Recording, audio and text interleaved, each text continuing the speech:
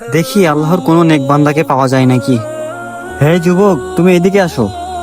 জি হুজুর, বলেন। আমার এক হাতে আছে জায়নামাজ আর এক হাতে আছে মোবাইলের গাছ, এর মধ্যে থেকে তুমি কোনটা নিবে? কি গাছে আবার মোবাইল ধরে নাকি? বিশ্বাস হয় না তোমার? এখানে দেখো তাইলে। আহ? সত্যিই তো, তাহলে আমি মোবাইলের গাছটাই নিব। আরে মূর্খ বালক। হে যুবক, এদিকে আসো। জি হুজুর, বলেন। আমার এই হাতে আছে জায়নামাজ, জায়নামাজ দিয়ে তুমি নামাজ পড়ে আল্লাহর সাথে মিলে যেতে পারবে। আর এখানে আছে মোবাইলের গাছ, যা দিয়ে তুমি দুনিয়াতে অনেক আয়েশ করতে পারবে। এই দুইটার মধ্যে থেকে তুমি কোনটা নিবে? আরে কি বলেন আপনি আপনি পাগল হয়ে গেছেন নাকি? মোবাইলে কি আবার গাছ হয়? বিশ্বাস হয় না তোমার? এই দেখো। আরে সত্যিই তো, এটা মোবাইলের গাছ। কোনটা যে নি? হুজুর, তাহলে আমাকে জায়নামাজটাই দেন। তুমি জায়নামাজটিকে কেন বেছে নিলে? জায়নামাজ দিয়ে আমি নামাজ পড়বো।